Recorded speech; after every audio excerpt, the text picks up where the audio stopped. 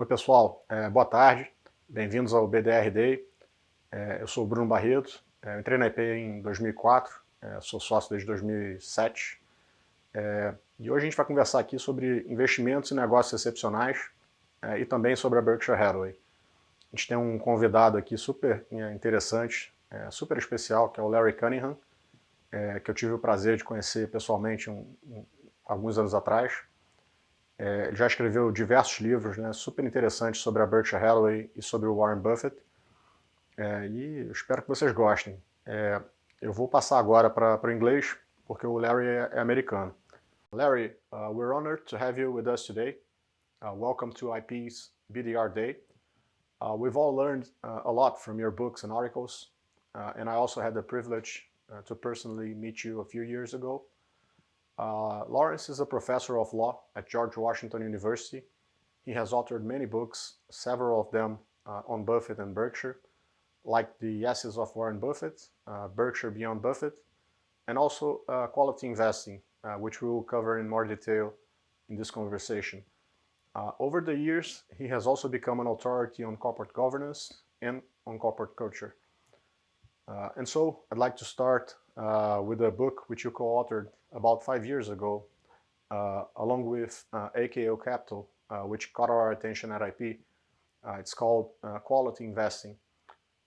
And most great investors that we've studied come to understand something that Buffett summarizes as it's far better to buy a wonderful company at a fair price than a fair company at a wonderful price. In other words, in the long run, you're much more likely to have a great outcome investing in companies that compound in value at a high rate, assuming, of course, you pay a decent price, than trying to outsmart the markets in and out, buying the cheapest discounts. And at IP, we have written extensively in our reports how we've come to this realization over time, that the best way to both increase our returns and reduce our risks is to focus our attention and invest exclusively in high-grade businesses, both here in Brazil and abroad.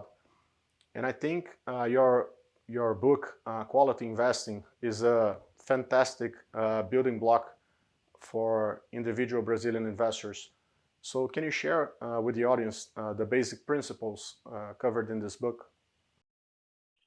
Yes, I would be happy to. And I also want to thank the audience for joining us. Thank you and IP for hosting me. I've enjoyed becoming acquainted with you and your fund. I admire you and your fund greatly. So it's a privilege to join you today.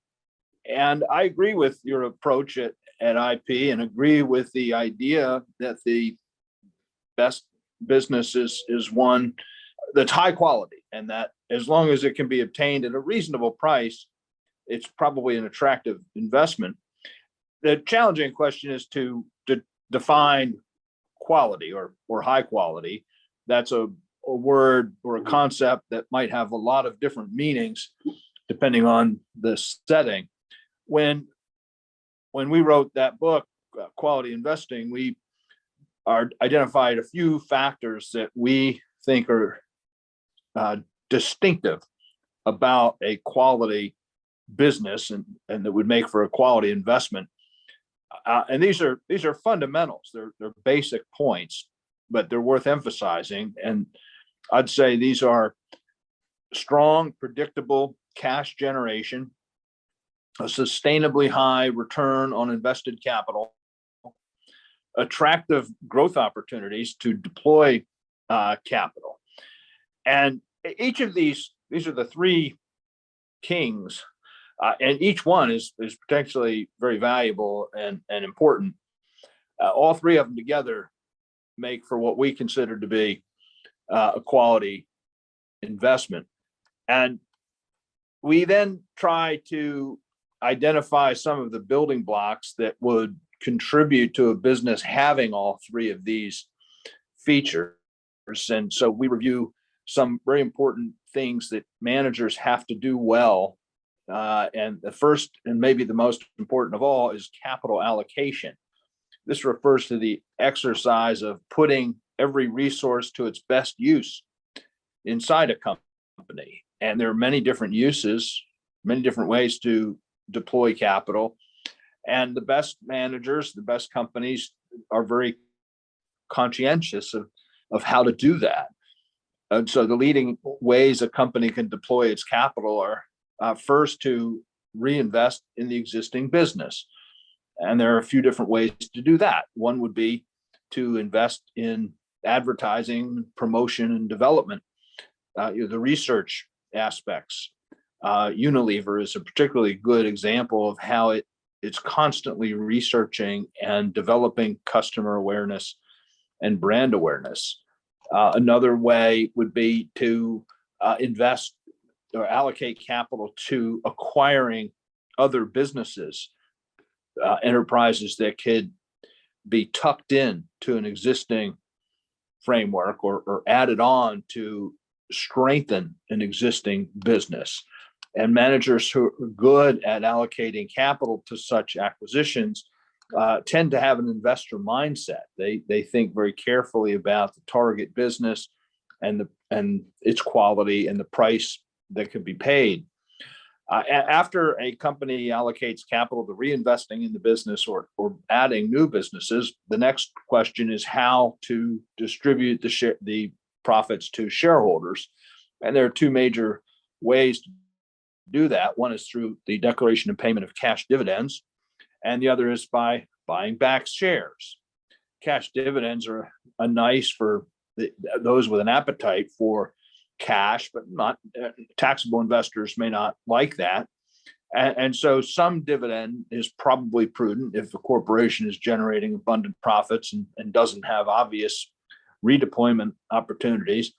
But the nice thing about the share buyback is the corporation can distribute cash to shareholders, but only those who have an appetite for it. The corporation simply puts out a buy order on its stock, and all shareholders who wish to obtain cash can sell some of their shares. Those who do not wish to do that can skip.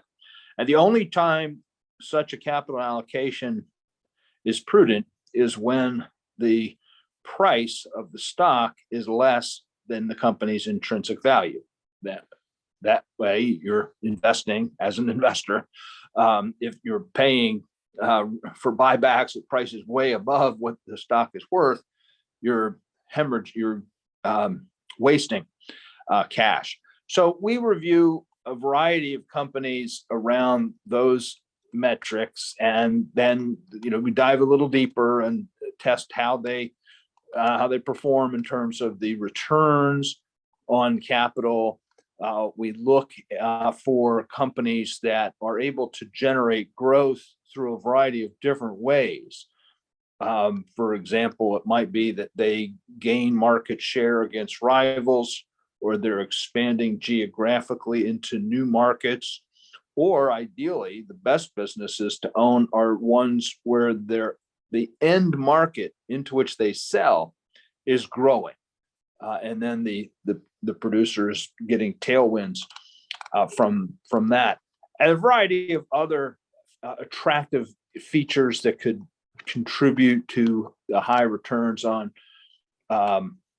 capital. And we review a number of those, all in very, we think, clear and simple ways. We look at management, the structure of an industry, what a company does for customers, and what sort of competitive advantages it has. And then we take all of that knowledge and turn to sift through a variety of businesses that and look for patterns. There are some certain patterns that characterize this sort of quality business in lots of different industries, lots of different regions, lots of different markets. And so we review about a dozen of these recurring motifs. So we talk about how certain quality companies have brand strength or pricing power, or they're routinely gaining market share, or it's extremely costly to replicate their existing business.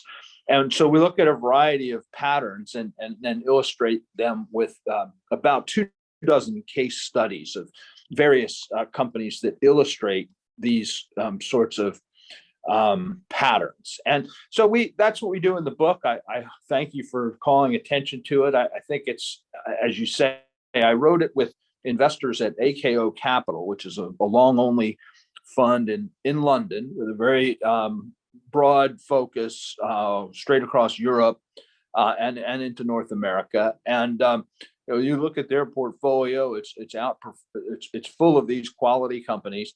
It's outperformed over very long periods of time.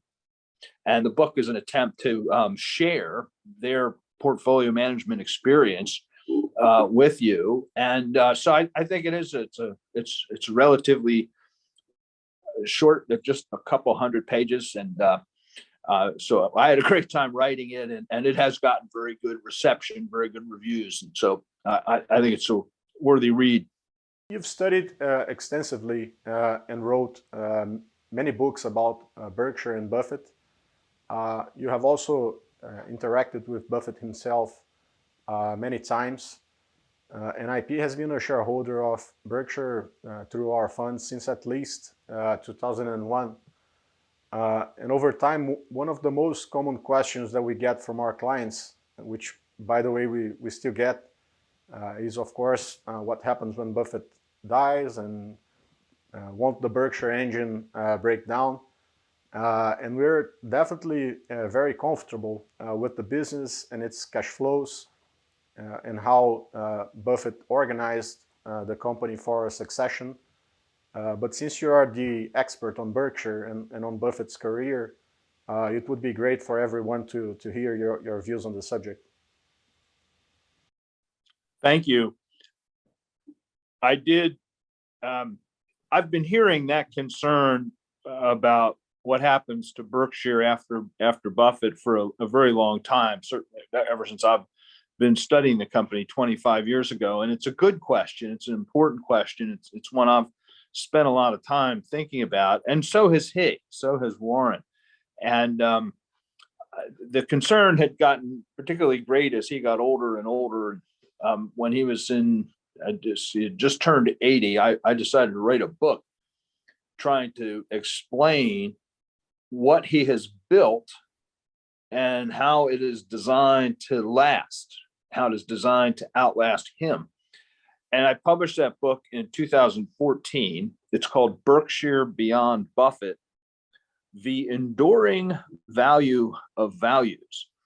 And the thesis of the book was that the corporation, the organization that Buffett created and built is so strong, it's so durable that it will outlast him.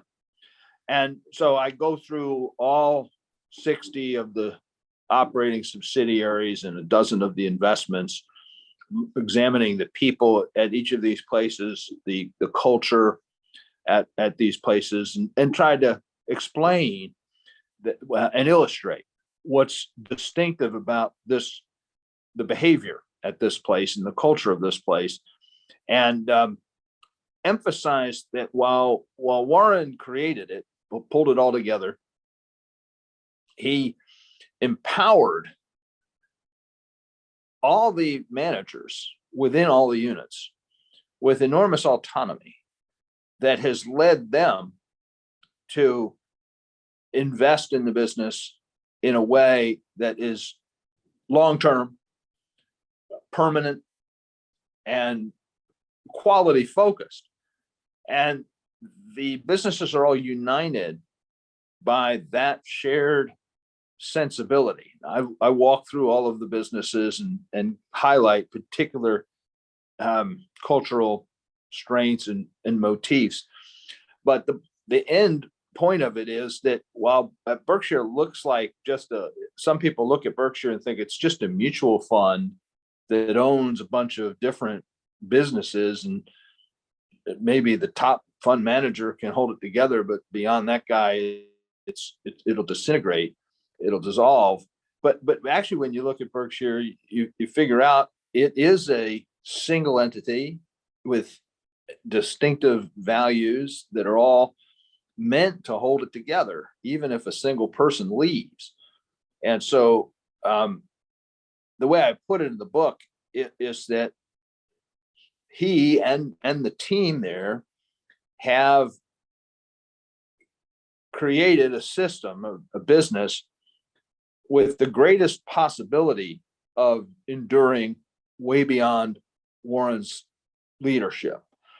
And so there's no way to guarantee its continuity or prosperity, but they've done the best possible job of it. And the key idea is this very distinctive culture that holds it together. And then to be more precise or practical about exactly what will happen, let's suppose Warren gets hit by a truck tomorrow and just leaves the scene tomorrow. What would happen in terms of leadership? Who would do what?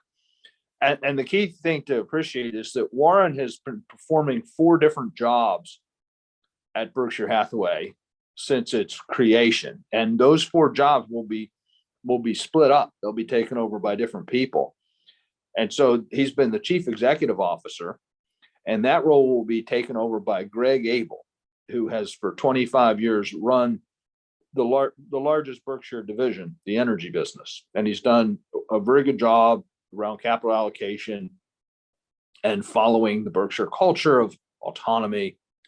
And I know Greg, and I have great confidence in his ability to take that part of Warren's job over. The second job is I'll call it chief investment officer. Warren has picked most of the stocks, most of the acquisitions over the years.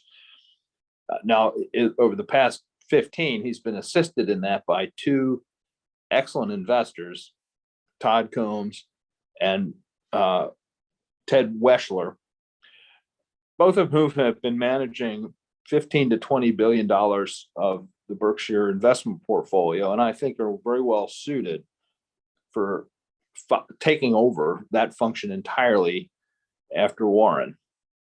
The third job is Warren's had as chairman of the board of directors, and that job will be taken over by his son, Howard Buffett, who I also know well, and he's just like his father in so many respects. He's got the same practical sense, the same degree of integrity. He knows the Berkshire culture extremely well and believes in it, believes in autonomy and frugality. And so he'll be a very effective chair and help assure that the culture is maintained. The fourth function Warren has performed for Berkshire has been that of controlling shareholder. Since the beginning, he owned nearly, not a majority of the stock, but a controlling block. It used to be 40%. As he's sold off chunks of it, or as he's given away chunks of it to charity, it's now 30% or so. And but that's enabled him to exert control over the business. What will happen to that stock? Well, all of it will, some tiny parts are given to his children, but extremely tiny parts. The overwhelming majority of the stock is going to be in his estate, and the instructions to the estate are every year for about 12 years to donate a chunk of the stock to the Gates Foundation. This is a major philanthropic organization in the world that is good at finding good uses for charitable gifts. The Gates Foundation will receive that stock and then sell it and use the money for charitable purposes. So every year, the estate's percentage will decline. And the plan will probably take 12 years to go down to zero.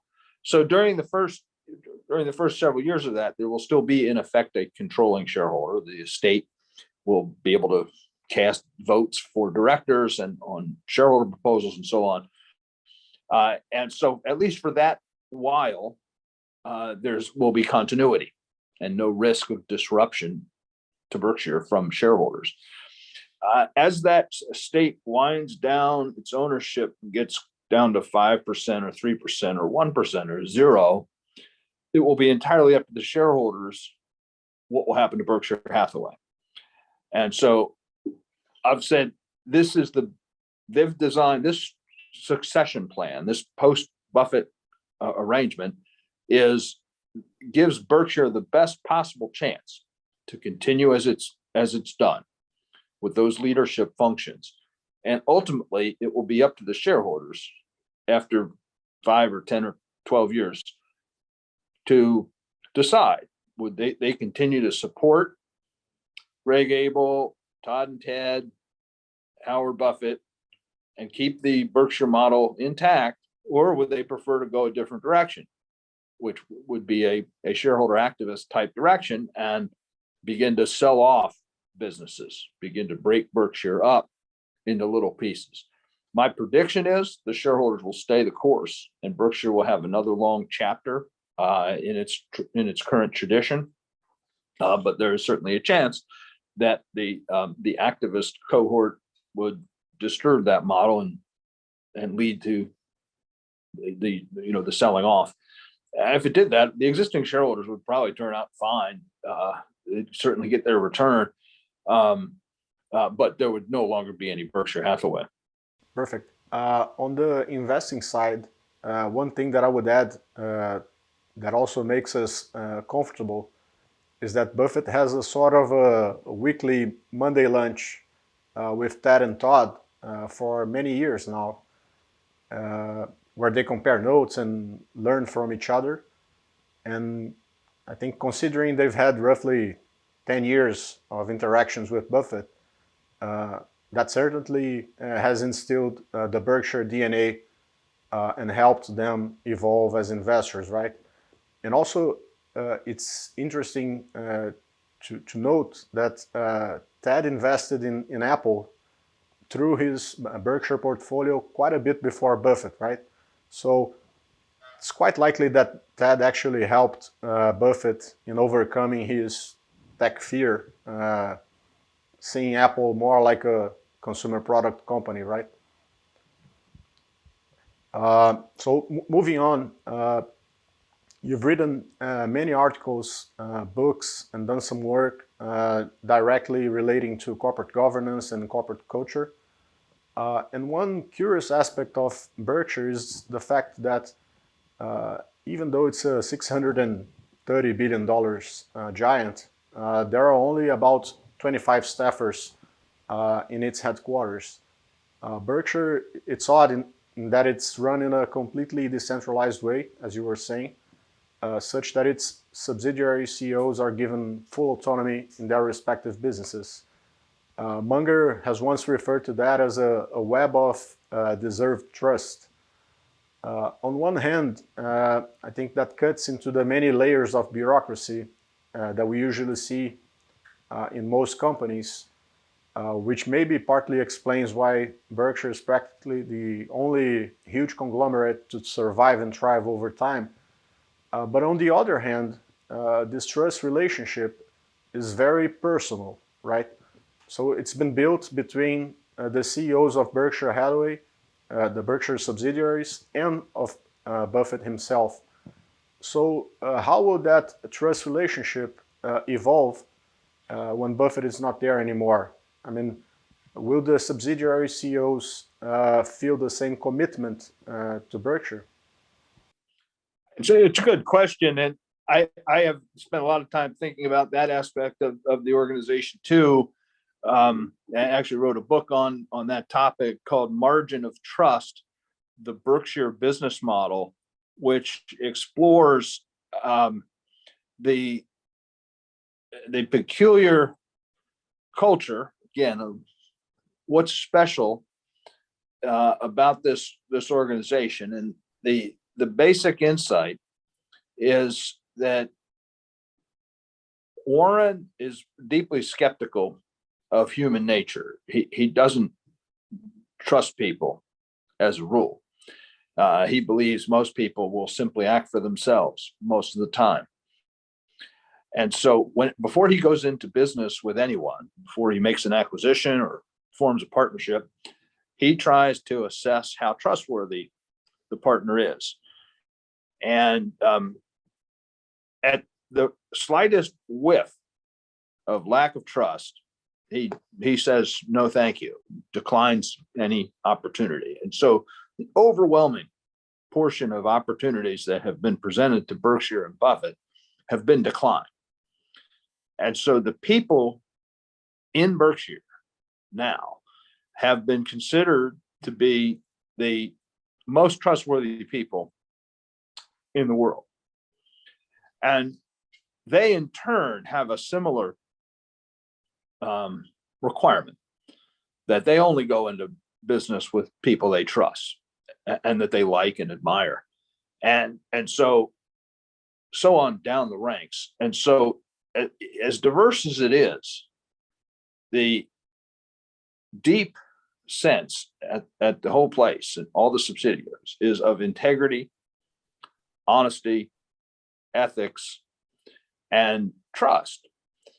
Now, sometimes people violate that trust. Sometimes a judgment about a person's character is wrong. But at Berkshire, that problem has been quite rare. Perhaps a dozen CEOs have dramatically disappointed that trust and had to be fired out of hundreds. And so that web of trust that Munger talks about is deserved, and it's built up over many decades and through a lot of people, thousands of people. Now that said, at the same time, nobody in this organization is stupid. Nobody is dumb. There are organized and proper internal controls over financial reporting, capital allocation, and systems that maintain effective control over all those functions. And so it's simply not possible to even if a thief were to get into Berkshire somehow, a crooked type of leader, they would not be able to get away with any. And so it's the business model that puts trust first and processes second has helped make Berkshire prosper. And all of the managers throughout Berkshire know that. And Greg Abel, maybe more than anyone, knows that. He's practiced it at the energy group. It's organized through about a dozen separate subsidiaries or operating groups that have complete autonomy that Greg trusts. And they're in all different aspects of energy: hydro, wind, solar, pipelines, transmission, and so on. And so I think that the feature of trust, it's just embedded into the culture. It's who these people are. And so even if Warren wasn't there, all the CEOs would behave the same way. They would hire in the same way. They would make acquisitions in the same way. And the neat thing about culture is it tends to self-replicate. That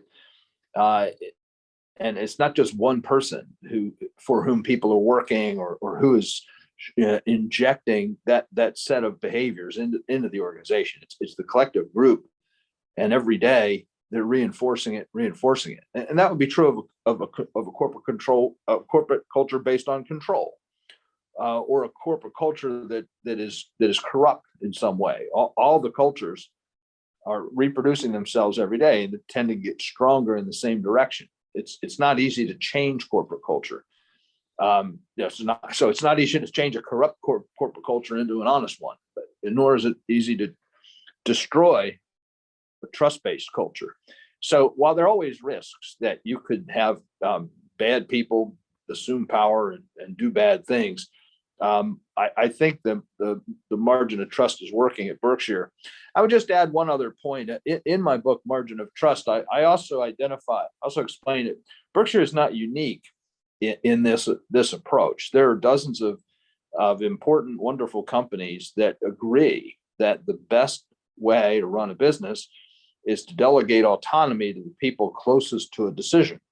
And so in a corporate structure, that tends to mean delegating functions to the operating groups, and then having those operating groups delegate them to the business units. And so very many insurance companies are organized along this model. including Fairfax, Markel, Allegheny, Berkeley, just to name four. And very many industrial companies follow this approach too, including Illinois Tool Works, Danaher, Johnson & Johnson, and Alphabet, the Google company. And so everyone might do it to a slightly different degree and have slightly different structure or mechanisms of trust or accountability. But the basic philosophy, the idea that you get more out of your people by trusting them is it's still a minority of companies in the United States, but that group is an impressive group of companies. Right. And also relating to this issue, sometimes people question whether this lack of direct oversight, or maybe you can call it pressure from the top, might have sometimes contributed to some subsidiaries underperforming in their respective industries. Do you see Greg Abel implementing a closer oversight on the subsidiaries than perhaps Buffett used to? No, I think Greg agrees exactly with the philosophy of autonomy and decentralization. He has seen directly that he gets the best out of his managers when he leaves them alone. And it would be shocking to me if when he took over, he began to change the Berkshire approach and to apply different kinds of pressures or accountability mechanisms to the CEOs. I think that what Warren has done is made himself available as a coach for struggling CEOs to lean on and to learn from, to get tips from. And I think Greg would, and Warren's been exemplary in that role. He doesn't reach out to say, I have an idea for how you should improve your business. But when asked, he's happy to talk about it and give his views. Sometimes that conversation is usually extremely valuable to the CEO. And I think Greg will offer that same coaching role. And I think he's very good at it. Maybe even better than Warren, because Greg has actually operated a business for 25 years, many of them, and Warren never really did. And so I think people will value Greg's oversight and call upon him as needed. I think I've studied a lot of companies that follow this decentralized autonomous approach, and I'm on the board of one of them, Constellation Software. And one of the things that leaders of these organizations will always advise their successors and colleagues is to preserve this culture, you must be very committed to it. And you can't start to make exceptions that say, well, we are autonomous on every topic except technology, or on every topic except human resources, or every topic except. And the problem with that, with say cybersecurity, the problem with that is when you start making exceptions, the organizational structure will start to bend, and you'll start to see more and more centralization of functions at headquarters, less and less autonomy among the operating groups, and that'll destroy. That's the way to ruin a culture. That's the way to start a slide to a different culture. And I think Greg knows all that. And I think he'll be scrupulous about maintaining this very important strength of the company. Right. Yeah, I completely agree. It's a trade-off, right? So there will be moments where some companies, some subsidiaries will underperform, and basically they will have to deal with that, and sometimes maybe change one CEO there or another, but they'll be able to handle that. Larry, just like right before the top of the dot-com bubble, or before the financial crisis in 2008, or now before the COVID pandemic, Buffett had always been quite vocal, saying that he would keep accumulating cash and that he would only use it when exceptional opportunities arise. When the COVID pandemic crisis hit, it's not like Berkshire didn't have ample liquidity to survive and to thrive. It had more than $130 billion in cash equivalents and around $100 billion in net cash, taking utilities aside. And of course, with the benefit of hindsight, it's much easier to see this now.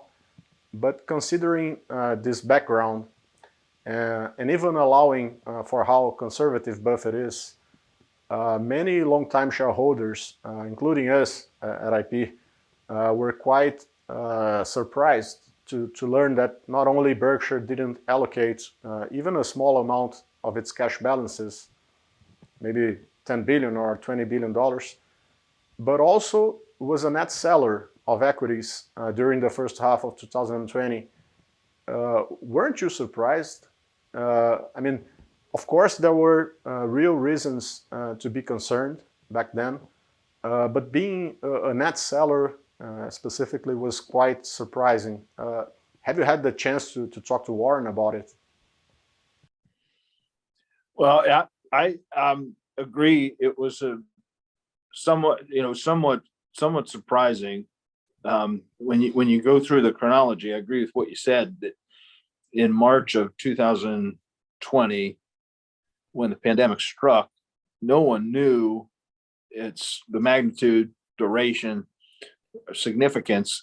And I think he was very concerned, I think rationally so, that that the outcomes would be even worse than they've been. They've been pretty bad, and a lot of businesses have been shattered. Almost all have been disrupted. Some have been greatly helped. But sitting there in March, it was not easy to guess where the economic fallout would be. It was pretty clear that by May anyway, it was pretty clear that there were a lot of claims being made against insurance companies for business interruption, and that there was some risk of second order effects from the virus, from the medical aspects of the pandemic. And I think my impression was that he recognized that this could require substantial capital from insurers to deal with. And so, as you know, Berkshire has always had a policy of maintaining a minimum level of cash. I think it's been long $20 billion to guarantee payment of extraordinary insurance claims if that became necessary. And my sense during that period, at least, was that number was way too low. The 20 billion is not as much as it used to be, and I can't know the number that it ought to be, but I figured preserving abundant capital was an important part of the new strategy. And whether that's 60 or 80 billion, it's a lot higher than 20. Now, you're right, that still leaves a significant amount of cash sitting at Berkshire, and they just used some of it to the other big use was on share buybacks that at a couple of different points during 2020 and 2021, Berkshire bought back 5 or 10 or so billion, or maybe a little more. They set records in terms of the amount they bought back, which, as I said earlier, is they would only do if they perceived that the price of Berkshire was below its value. So that was very interesting move, and signaling that Berkshire was underpriced. But the bigger factor to me from Berkshire's net selling and also just not buying either stocks or businesses is simply the extremely elevated valuation levels of basically all asset classes all across the world. There are oceans of capital available in private equity, venture capital, and in every sort of fund that are bidding up prices of acquisitions and securities. And it makes, you called him a conservative investor like Buffett, and even one who's willing to pay up for quality, as we were discussing earlier. There are just fewer of those opportunities, and so it's just harder. They get phone calls. There's no question. People inquire, but then rival buyers, especially in the private equity sector, where they have they use a lot more leverage. Berkshire tries not to borrow in acquisitions. Private equity borrows significantly, so leveraging the capital to enable paying more, and their business plan is much shorter term, 3, 5, or 7 years, and they've got a clear exit plan and a way to get out, and so that sometimes enables them to pay more also, whereas Berkshire is looking out for longer. So the entire philosophy is in conflict with the prevailing environment. It doesn't allow you to deploy that capital. So I'm sure it's frustrating. And for him, it certainly is frustrating for him. He's said that often. And for Berkshire shareholders, because it would be, they'd like to see that cash deployed. Some of them that say, if it's not going to be deployed at headquarters, deploy it to me. Send us a dividend. They haven't done that in 50 years because most Berkshire shareholders are individuals and families who are taxable, and so a cash dividend would cost them money, and so Berkshire has preferred to hold each dollar. So yeah, I think you're exactly right, and I think it's mostly a source of frustration in the current environment, and obviously no one can predict next month or next year, but what Buffett has always been able to do is, after a sustained period of relative quiet, sees some big opportunities that have paid off dramatically. So I guess I'm just sitting here both patient and frustrated as well. Yeah, it was actually quite frightening when we saw that, because you look at the guy and you say, well, of course he's gonna use part of the cash right now, and then he doesn't use it, and actually he sells a little bit of stock, and you kind of think to yourself, what is he seeing? And he, because of the subsidiaries in Berkshire, he actually has like a map of what's going on in the country. So you kind of ask yourself, well, what's he seeing? It was quite frightening. But then on the other hand, by that time, we here at IP, we found some businesses that were trading at very nice prices, and we actually used part of our cash. And anyway, you can't criticize Buffett for being conservative when he has like 90% of his money in Berkshire, and Munger has more than 80%, and many Omaha residents have a lot of money as well in Berkshire. So I understand. Regarding ESG has become a very hot topic over the years, both to companies' boards as well as to investors. And in the last Berkshire shareholder meeting, we've seen a shareholder's proposal pressing the company to provide more comprehensive reports on how the company sees its impact on climate change, right? And the fact is that Berkshire has invested and will invest a lot of money in renewable energies through Berkshire Hathaway Energy, and not to mention the reduction in greenhouse gases that it helps to achieve through BNSF, since of course a railway is the most fuel efficient mode of surface transportation. So Berkshire is definitely a positive force on that front, right? And I guess we're all in favor of companies behaving more responsibly and pushing for higher standards. But in Berkshire's case, isn't this concern just simply misguided? Yeah, thanks, Bruno. That was an interesting shareholders meeting this past year when major shareholders, that is not so much major to Berkshire, but investors who own large stakes in lots of companies and have a lot of weight to throw around. They own relatively small stakes in Berkshire, but they targeted Berkshire partly because it's famous. Warren's famous.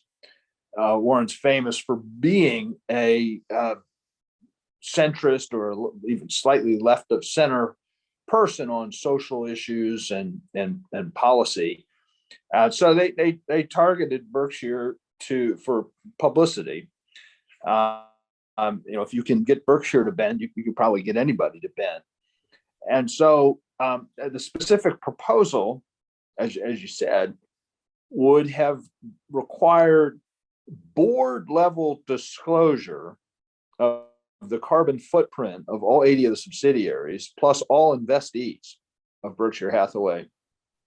And there was a similar proposal on diversity in the workforce, race and ethnicity and gender, that the board would consolidate data from all around those hundreds of businesses and report it out from the top. The board, to both of those, Berkshire board to both of those said, we appreciate your interest and we agree with you on the importance of these topics around the climate and diversity. But we think the best way to achieve our shared goals in that direction is through our existing autonomous decentralized structure.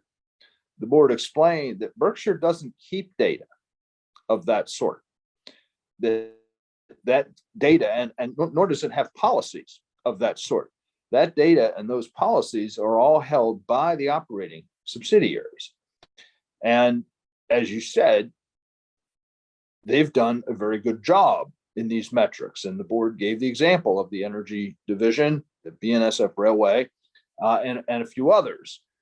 And the board said, if the Berkshire board began to tell the operating groups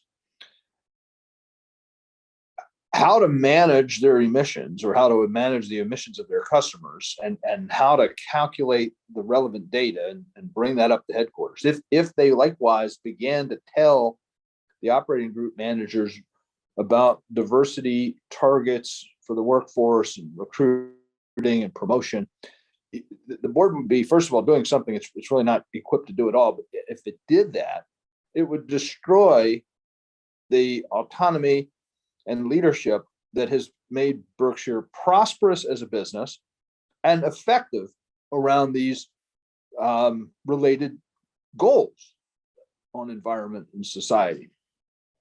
And so it was an interesting disagreement that this group of institutional shareholder advocates they want the data and they want it from the board, and the board's saying, well, we're not really in a position to get it, and it probably would backfire on you. And so it went to a shareholder vote on that debate, and 75% of the shares were voted in favor of the board's position, and 25% were voted in favor of these advocates' position. What was striking to me, so the proposal did not pass, and in a strict sense, that was a defeat for those advocates. On the other hand, that level of support was twice the highest previous level of support for a shareholder proposal in Berkshire Hathaway's history. And that prior proposal that got about 12% was also on the diversity question. And so what you see this year at Berkshire Hathaway is a significant increase in shareholder proponents of environmental, social factors, ESG, the nickname that the United Nations gave in 2005 to these ideas. So it's an extraordinary statement for Berkshire in particular, but also for the overall shape of corporate life in the contemporary world. it's obvious. In my opinion, it's probably the leading topic of policy discussion among corporations, the boards and the shareholders of the world. And it's a complicated bundle of questions, and I think the topic will be persistently important for several years now. And the Berkshire experience is is a leading indicator, I think, of both the trends, and the trends really on both sides. That the shareholders may not be, these shareholder advocates may not be winning, but they're certainly getting a message across. Yep, perfect. Well, I guess we're right on time. Larry, this has been absolutely fantastic. I couldn't be more grateful for having a chance to catch up with you again, and for having you to take the time to help us Brazilians to invest better. I'm sure the audience feels the same way. So again, thank you very much. Bruno, thank you very much. It's always a pleasure to join you. And incidentally, you may remember or know, I did come down to Sao Paulo a decade or so ago and spoke to the Value Investing Congress down there, which continues. And I think they've been virtual the past 2 years, but they're going to return in person next year. And I'd hope to get down there. Yeah, it will be our pleasure. Thank you very much. Thank you, sir.